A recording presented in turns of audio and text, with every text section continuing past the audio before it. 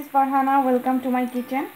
আজ আমি আপনাদেরকে মজাদার একটা রেসিপি কাঁকরোল ভাজি তৈরি করে দেখাবো।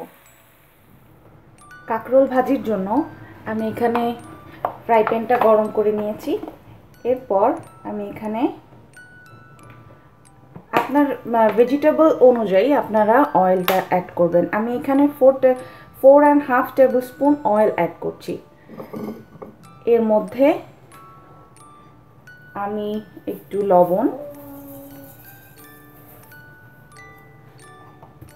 এরপর আমি একটু হলুদ, আমি একটু এর মধ্যে হলুদের গুঁড়ো অ্যাড করে দিচ্ছি।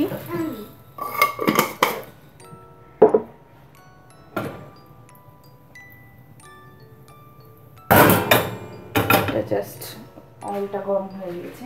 আমি এবার কাঁকরোলটাকে ঠিক এভাবে লম্বা লম্বা করে কেটে নিয়েছি। অনেকে কাঁকরোল পছন্দ করে না, আবার অনেকেই খুবই পছন্দ করে। তো যারা পছন্দ করেন না তারা ঠিক এই প্রসেসে ভাজি করে খেলে আপনারা খুব টেস্ট পাবেন। সো এখন আমি এই কাঁকরোলগুলো তেলের মধ্যে দিয়ে দিচ্ছি।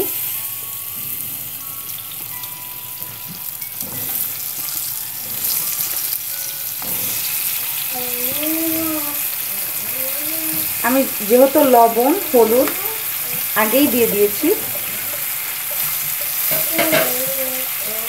এরপর আমি হাই হিট করে দেব। এর মধ্যে আমি পেঁয়াজ ঠিক নামানোর আগ দিয়ে অ্যাড করব। এরপর আমি আলু, এখানে 3টা আলু আমি নিয়েছি, ঠিক আলুটাও আমি এই শেপ করেই কেটে নিয়েছি, এটা আমি দিয়ে দেব। এরপর এটাকে নাড়তে হবে। হলুদ যেহেতু আছে,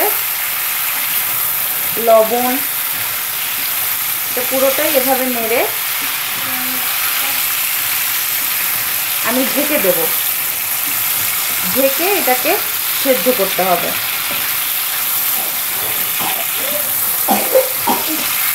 এটা সেদ্ধ হয়ে গিয়েছে, সেদ্ধ হওয়ার জন্য মিক্স হয়ে গিয়েছে। এরপর আমি এটাকে ঢেকে দেব। ঢেকে এটাকে সেদ্ধ করব প্রায় যতক্ষণ পর্যন্ত আমার ভেজিটেবলটা সেদ্ধ না হচ্ছে, ততক্ষণ পর্যন্ত আমি এটাকে ঢেকে সেদ্ধ করব। আমার ভাজি প্রায় অর্ধেক সেদ্ধ হয়ে গিয়েছে।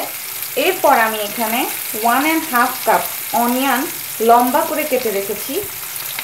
এটা আমি জাস্ট একটু হাত দিয়ে চটকে পেঁয়াজগুলোকে দিয়ে দিব।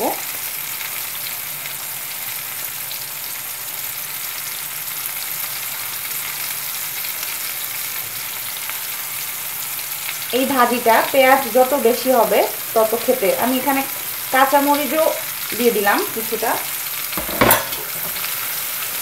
তত বেশি মজা হবে। তো এরপর এটাকে নাড়তে হবে। যেহেতু আধে সেদ্ধ হয়ে গিয়েছে আলু এবং কাঁকরোল, পেঁয়াজটা জাস্ট একটু সেদ্ধ হলেই আমার ভাজিটা হয়ে যাবে। তো এটাকে জাস্ট একটু মিক্স করে দেব।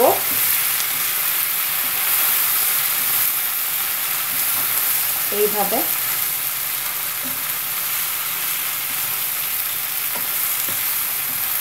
এরপর এটাকে আমি ঢেকে দেব আবার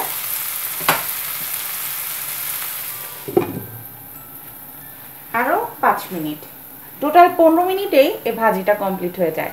সো অপেক্ষা করছি 5 মিনিট। 4.5 মিনিট পর, ওয়াও, আমার ভাজি একদম ডান।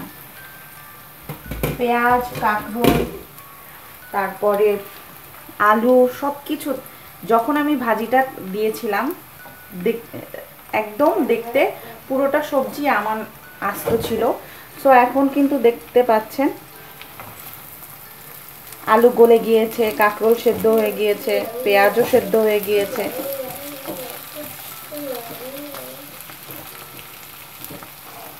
সো এর উপর দিয়ে আমি জাস্ট একটু ধনিয়া পাতা অ্যাড করছি।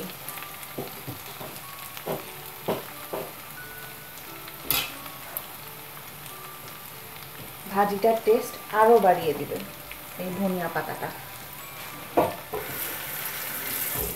সো ভিউয়ার্স, তৈরি হয়ে গেল আমার মজাদার কাঁকরোল ভাজি। সো আপনারা বাসায় অবশ্যই ট্রাই করবেন, কেমন হলো অবশ্যই কমেন্টস করে জানাবেন। আরও নতুন কোনো এক রেসিপি নিয়ে আমি হাজির হব ফারহানা। ততক্ষণ পর্যন্ত ভিউয়ার্স সুস্থ থাকুন, ভালো থাকুন এবং সাবস্ক্রাইব করুন। Thank you.